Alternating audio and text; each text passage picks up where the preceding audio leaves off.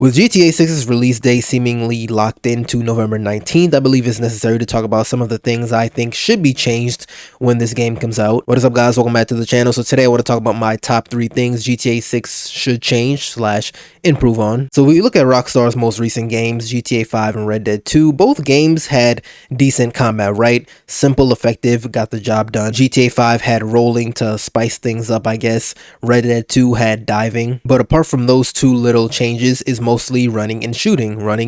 Red Dead 2, I think, spiced things up by adding dual wheel weapons. Even if it still counts as running and shooting, I still think that counts as a nice little addition. Now, GTA 5 did also have the character abilities. I believe Michael had a ability where it would increase his accuracy. Franklin had the ability to kind of slow down time while driving, and Trevor had the ability to, I think, increase his damage but also sustain more damage. Those do definitely change and, I guess, spice up the gameplay a little bit, but in terms of the core movement and gameplay, it doesn't really change much, you know? Now, GTA 6, I feel this is one of the biggest challenges it's gotta overcome. It's changing up the gameplay. I would be okay, I'd be fine, of course, with having the same kind of core gameplay as GTA 5 and Red Dead, but of course I would rather they somehow change things up a little. We have heard from some leaks and rumors that at one point in the game there was going to be dual wheel weapons, but they took it out in GTA 6. We don't know if this is true, but if it does end up being true, I would be actually pretty mad, because why can Red Dead 2 have it but GTA 6 can? In addition, we did see to GTA 6 in the leaked gameplay was being able to stick pretty much like half your body out of the window of a car and shoot. That's something I don't think they're going to take out. I would be so mad if they took that out. But in terms of on the foot combat, we haven't seen much. We kind of did see a little bit in the leaks, but again, it kind of just looks like running and shooting. We didn't see rolling or diving. At one point we did see you were able to prone all the way down, but again, we don't know if this is going to make it into the final product. Look, if they do bring back some special abilities like they did have for the characters in GTA 5, have dual wielding, have rolling and proning all the way down, sticking your body out the window to shoot, I do think that could be enough to change up the core gameplay and combat. But I do think there's got to be some sort of it factor to the combat, you know, that kind of surprises us all. At number 2, we've got the mission layout. Once again, the mission layout in Rockstar's most recent games, GTA 5 and Red Dead 2, simple, effective, got the job done. The mission layout in both games, I would say, pretty much consisted of drive to this location or ride to this location, have a cutscene, fight some enemies, have a cutscene again, head back to where you came from. Or drive to this location, fight some enemies, pick up this item, go back to where you came from. That's really the simple explanation of the mission layout for both games. Now, I really don't have any idea how Rockstar could change this. I guess I could look at other games and try to give some feedback, but I'm gonna leave that up to Rockstar. I do realize with the type of game it is, it could be hard to change the mission layout and how things operate, but Rockstar are master at their crafts, so I believe they could find a way to change this, to better it, and I would hope that they did find a way. Even though of course we would all be happy and more than thrilled to play this game,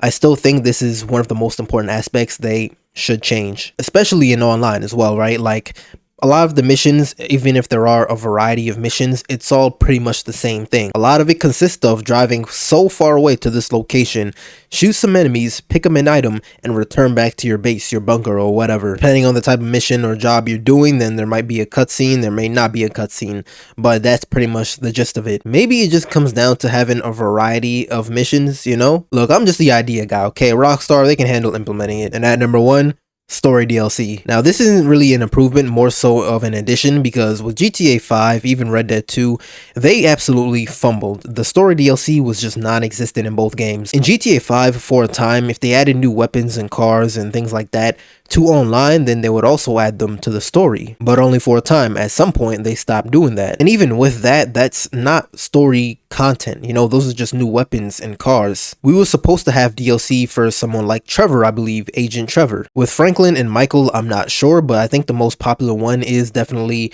the Trevor DLC. Because of the success of GTA Online, the absolute massive success, they just decided, yeah, we don't need to drop any content for story mode, we can just go all in on online. We got some numbers recently due to that group hacking Rockstar, and they made $5 billion from shark cards alone. Yes, billion with a B. And to this day, Rockstar is still making millions and millions of dollars weekly from GTA Online. About 1 million on the lower end and about 5 million on the higher end weekly. So yeah, if you ever wondered why GTA 5 story mode never got any DLC or Red Dead just stopped being supported, then there's your answer. But with GTA 6, they absolutely cannot do this. They cannot fumble story DLC, especially when you look at their other games. GTA 4 has story DLC. Many of their other games had story DLC. The main issue is that none of those other games had a big and prominent online. GTA 4, you know, the more recent GTA after GTA 5, had online, but nothing compared to GTA 5. Of course, I understand from a business perspective why put all this money, time, and effort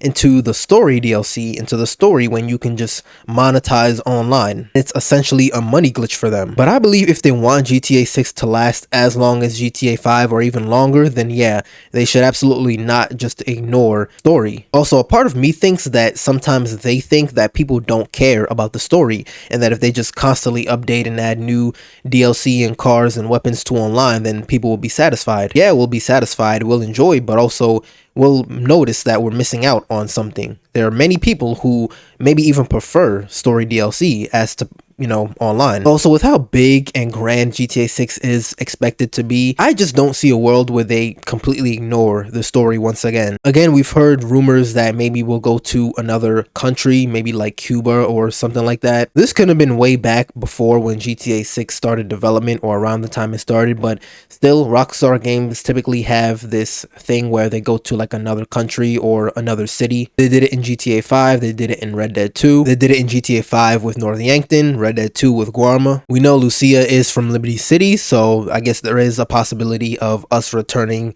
back to Liberty City. We know Lucia is from Liberty City, so I guess there is that possibility of us returning there. If we do have a little small section in the story mode and we never return back there in the story, then yeah, that's a possibility, right? You can add that as some sort of expansion where we play in Liberty City instead of Leonida. Just an idea, you know, I know it would take a lot of work to do, but that is what DLC and expansions are. And again, with how big GTA 6 is expected to be, I don't think there's anything that's completely out of the question. You know, I don't think it's out of the question to say that you can't have a playable Liberty City expansion. It doesn't need to be anything huge, right? Of course, it doesn't need to be the size of GTA 6's map or GTA 5's map or anything like that. Just a small little section where, you know, the story of the DLC takes place. But yeah, those are my top 3 things I think needs to be changed / added in GTA 6. If you have any thoughts, of course, let me know in the comments, and let me know what you think of my list. Is it good? Valid? I think it is. I think these are some of the most important things, actually. But yeah, as always, if you guys enjoy the video, like it up, subscribe, and I'll see you in the next one.